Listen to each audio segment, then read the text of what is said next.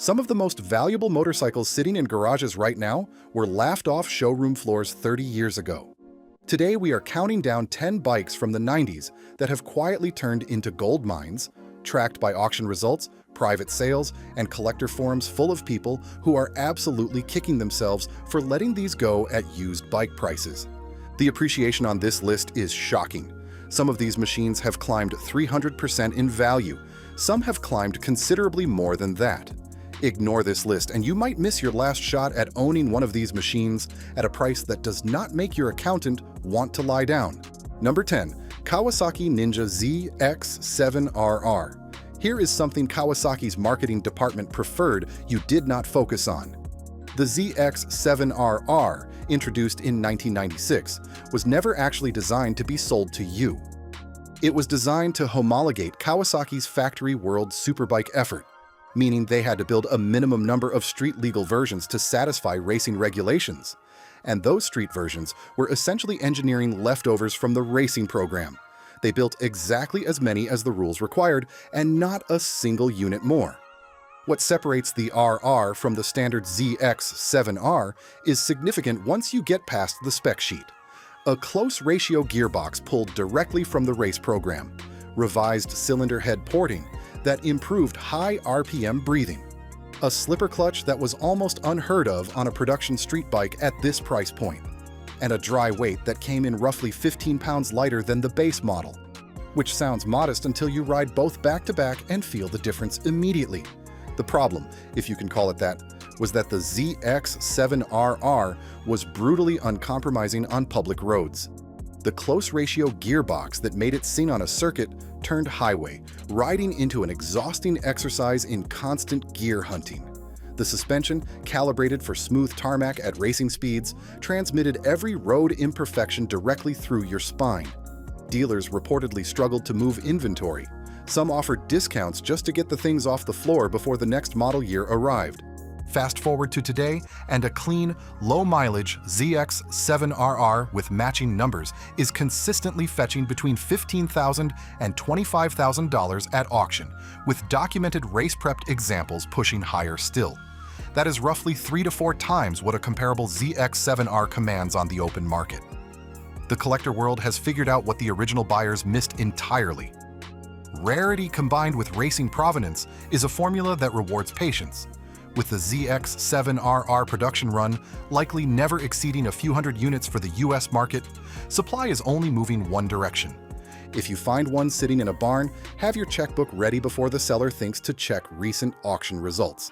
Number 9. Yamaha YZF750 RSP.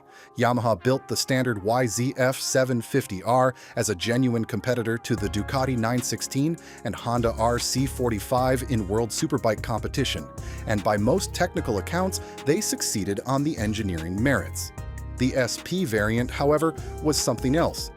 A factory-prepared homologation special with Öhlins suspension front and rear, a more aggressive camshaft profile, and revised intake and exhaust tuning that added meaningful power over the already capable base model.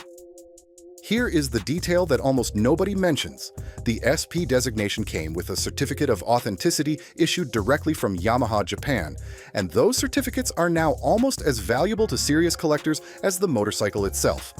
A mismatched bike, one with the wrong documentation or a missing certificate, can see its asking price slashed by 30% or more in collector circles. This is the kind of thing no dealer ever tells you when you are shopping casually, but that every experienced collector factors in immediately. Production numbers were severely limited for the US market. Yamaha brought in far fewer than 1,000 examples across all markets globally, and the American allocation was a fraction of that already small number. Many examples were purchased immediately by race teams, stripped, and campaigned in AMA Superbike competition, which means that clean, street-ridden, original condition SPs are genuinely scarce today. Not rare in the marketing department sense, actually rare. The irony is sharp. The YZF750 RSP was roundly criticized at launch for being too focused on the racetrack to be enjoyable on public roads. One Cycle World reviewer described it as exhausting on anything other than smooth-flowing tarmac.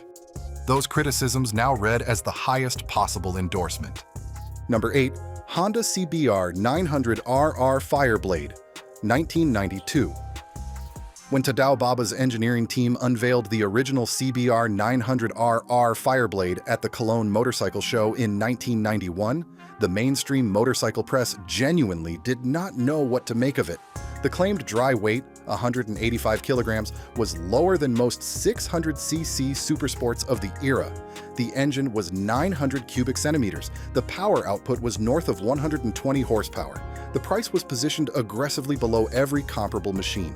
The 1992 model specifically, the SC28 chassis, the first year, is the one collectors are hunting. It carries no traction control, no ride modes, no electronic intervention of any kind beyond a basic fuel system. What it offers is a purity of purpose that makes modern sport bikes feel like they are trying hard to protect you from your own decisions. That directness, which genuinely frightened some early buyers, is precisely what the collector market is paying a premium for now. Clean, original 1992 Fireblades with genuine low mileage are trading between $12,000 and $20,000 in the current market. The critical qualifier is original. Every mile over 15,000, every non-stock modification, every replacement fairing panel dents the value in ways that are difficult to recover. Serious collectors are specifically searching for bikes that were purchased, ridden occasionally, and preserved by owners who understood they had something worth keeping exactly as it left the factory. The motorcycle that arguably created the modern sport bike template is, somewhat belatedly, receiving the recognition that its engineering deserved from the moment Baba's team signed off on the final specification. Number 7. Suzuki GSXR 750 SRAD, 1996. The SRAD designation stands for Suzuki Ram Air Direct, which sounds like something a marketing consultant came up with after too much coffee. But the 1996 GSXR 750 that carried it was also the first water-cooled GSXR 750 in the lineage. This was a genuine engineering reset after a model that had grown progressively heavier and less competitive through the early 90s, a period that longtime GSXR followers remember with varying degrees of discomfort. Clean, unmodified examples of the 1996 SRAD are now trading between $10,000 and $18,000, with pristine, genuinely low-mileage examples pushing above that range. The critical caveat: the aftermarket parts industry of the 90s was enthusiastically eager to modify these bikes, and the vast majority of surviving examples have been subjected to some combination of exhaust swaps, suspension modifications, and power commander tuning. A truly stock SRAD is exponentially rarer than the total production numbers suggest. Suzuki never quite repeated this exact formula. The GSXR 750 that followed was a different motorcycle, better in certain measurable ways, but different in character. The SRAD is a time capsule, and the market is treating it accordingly. Number 6. Ducati 748R. The standard Ducati 748 was already a remarkable machine, a smaller displacement interpretation of the iconic 916 architecture, genuinely better suited to riders who wanted the Ducati DNA without quite the full complement of drama. The R variant that Ducati produced in strictly limited numbers is an entirely different proposition from a collector standpoint.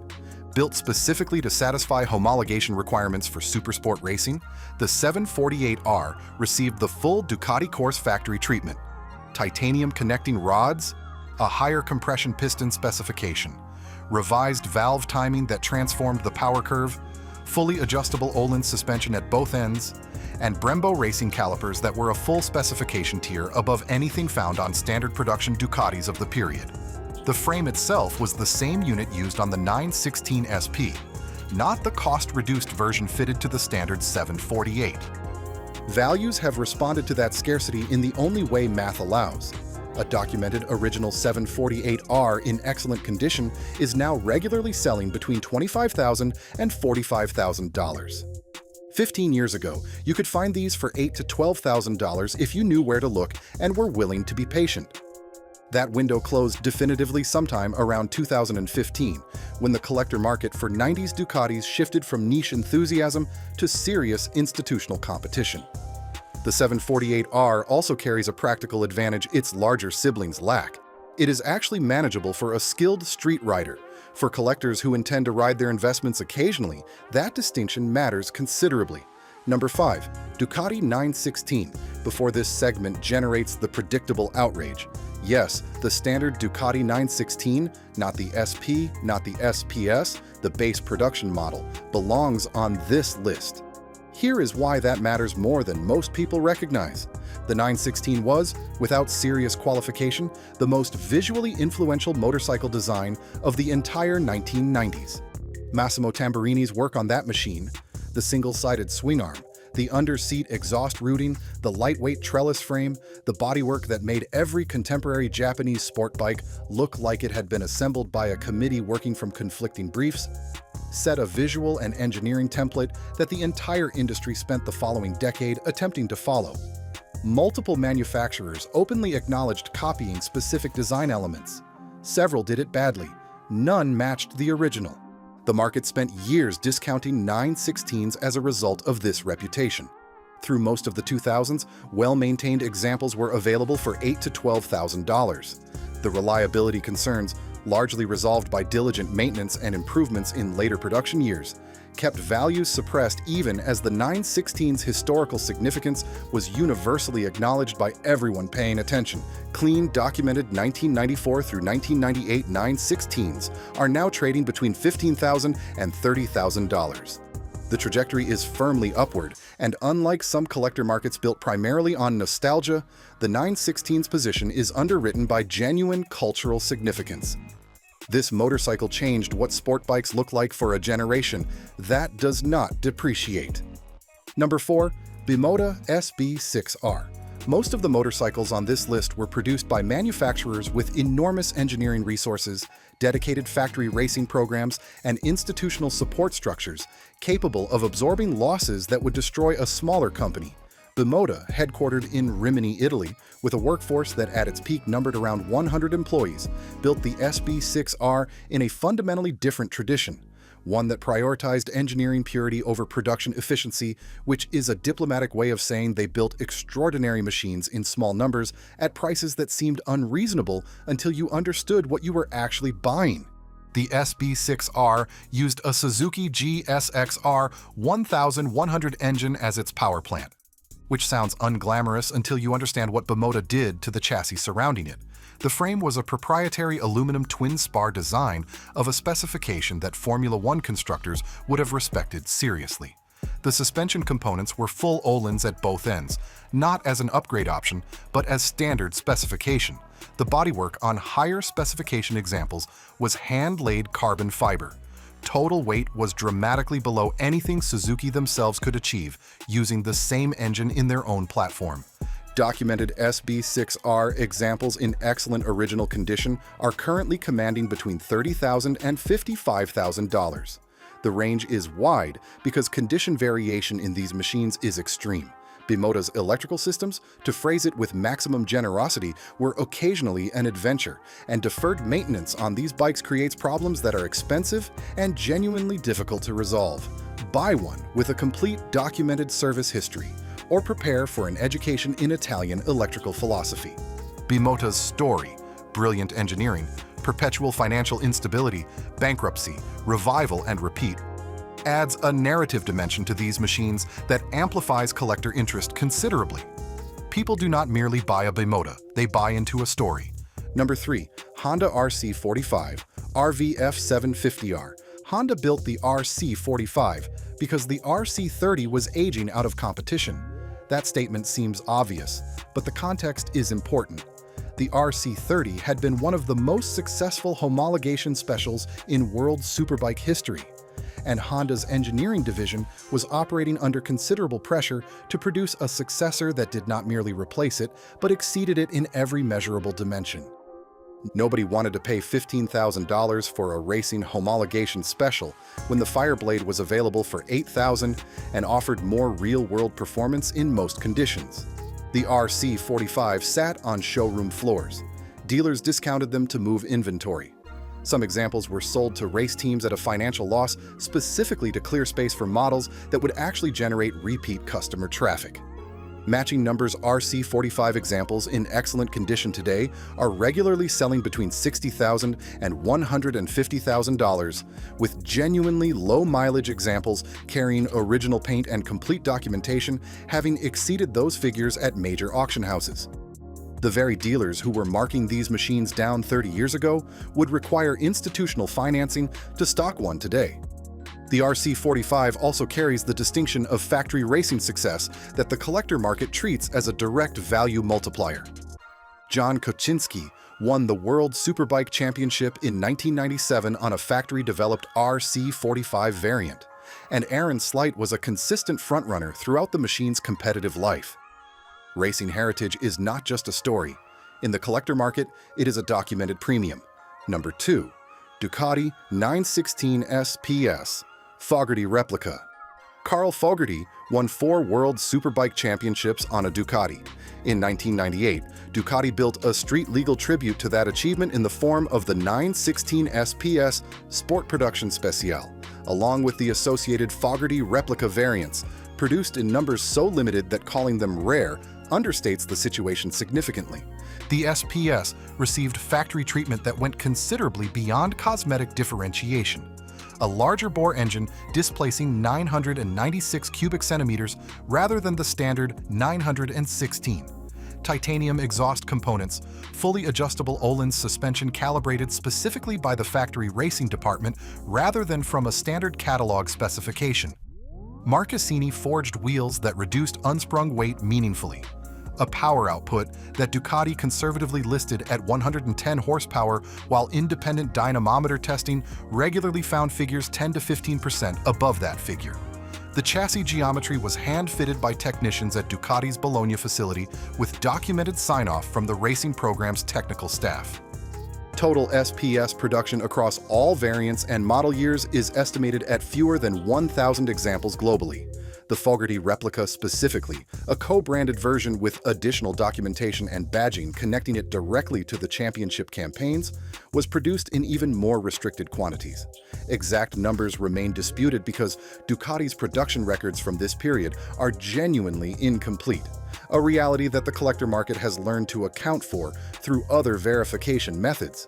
Current values for a documented SPS in excellent condition are running between $45,000 and $85,000. The Fogarty Replica commands a premium above that range, with examples in exceptional condition having cleared $100,000 at major sales. These figures are serious money for motorcycles that in some documented cases still carry manufacturer-era components with single-digit mileage. Number 1. Honda NR750. In 1992, Honda produced approximately 300 examples of a motorcycle powered by oval pistons. Take a moment with that sentence. The NR750, internally designated RC40, was the culmination of a project Honda began in 1979 with their Grand Prix racing program. It was a quixotic and extraordinarily expensive attempt to beat two-stroke engines in Formula One motorcycle racing using an unconventional four-stroke design. The oval piston concept allowed Honda's engineers to fit 8 valves per cylinder in an engine configuration that would be physically impossible with conventional round pistons, maximizing breathing efficiency in a way that approached two-stroke power characteristics, while remaining technically within four-stroke racing regulations. The Grand Prix project ultimately failed. The two-strokes were too dominant, development costs were unsustainable, and Honda eventually made the pragmatic decision to campaign a two-stroke of their own. But the oval piston technology was never abandoned. For over a decade, Honda's engineers continued developing the concept in parallel with their conventional programs, refining the manufacturing tolerances required to make oval pistons work reliably at sustained high RPM. The NR750 was the result, a definitive statement that Honda could produce this technology in a form that a paying customer could ride, service, and depend on. The price at launch was $50,000 in 1992 money. The motorcycle press responded with a combination of genuine awe and honest skepticism. Awe at the engineering achievement, skepticism at the commercial logic of a machine that the Honda CBR 900RR was outperforming at a quarter of the cost. Honda's own scooter lineup outsold the NR750 in the Japanese home market by a ratio that nobody at Honda's communications department was inclined to discuss openly. fewer than 300 examples reached customers worldwide. Documented excellent condition NR750s are currently selling between $100,000 and $200,000. Examples with verifiable low mileage and complete original documentation have cleared $250,000 at major international auction houses. The trajectory is entirely upward. Every year, fewer pristine examples remain available, and the number of serious collectors capable of pursuing them is not decreasing. Honda built a motorcycle that lost the commercial race and won everything else. The collector market has understood that for some time now. You either got one 30 years ago, or you are watching from the outside looking in. If the gap between what the world values and what America actually rides has you thinking, watch this next. I found 20 motorcycles the world loves but America ignores. We track down bikes that serve as daily transportation on 4 continents and land as complete curiosities at US dealerships. It is a perspective shift that might permanently change how you look at the American motorcycle market. Link is right there.